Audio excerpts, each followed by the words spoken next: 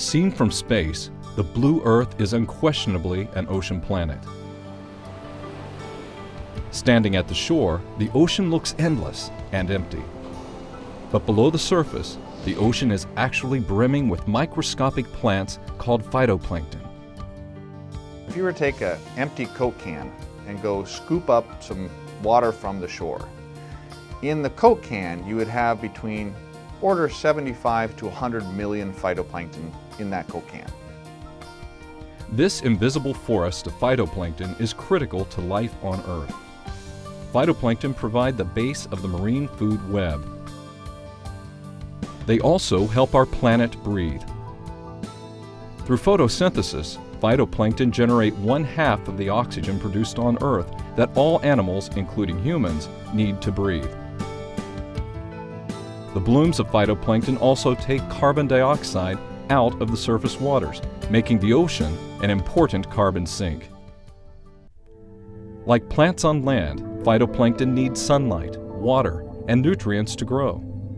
They thrive in surface waters where the sun's rays reach, and their nutrients come from many places. Cold waters carry essential nutrients from the ocean's lower depths to the hungry surface plants. The trillions of phytoplankton in the ocean are critical to study. But how do researchers track these invisible drifters? Ships move too slowly for a job this big, so researchers look at global distributions of phytoplankton from space. Over the past decade, scientists have deployed Earth-observing satellites to remotely monitor the color of the oceans. By detecting ocean color from space, satellites monitor the abundance of phytoplankton in the water. The reason that it's so important to study the phytoplankton from space is because it's the only way we can get a perspective of actually what's happening on the entire planet over an entire year, every day, in and out. And by doing this over many years, we can actually see how the Earth is changing from natural forcings, natural factors, as well as hopefully being able to detect changes that are due to human activities. Phytoplankton respond rapidly to environmental changes. In the past decade, researchers have observed that global levels of phytoplankton tend to decrease as the ocean temperatures warm.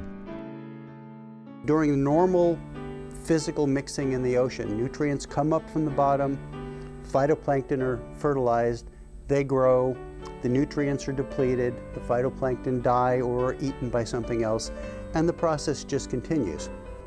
Anything that happens that slows down that movement of cold, deep water to the surface would stop the flow of nutrients, which would cause the phytoplankton not to grow as well. And what's happened over the past 10 years that we've been observing the oceans, in large areas of the ocean, they've warmed up. And what that means is the surface water has warmed, and it has essentially put a cap on that mixing process.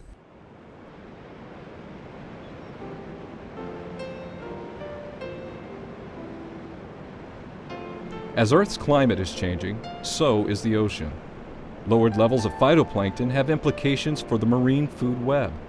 The increased carbon dioxide in Earth's atmosphere impacts the ocean's chemistry. The seawater becomes acidic, which threatens marine life. Every part of the Earth is interconnected with the Earth as a system, the whole Earth system. The ocean influences the climate influences the ocean, land influences the ocean. All those pieces are interconnected. It is more important than ever to track changes in the ocean from space, and new tools are helping researchers study the ocean and the phytoplankton that call it home. As Earth's climate continues to change, researchers will refine their tools and keep a close eye on these powerful marine plants from space. Who knew that something so small could provide vital insight into the health of our home planet?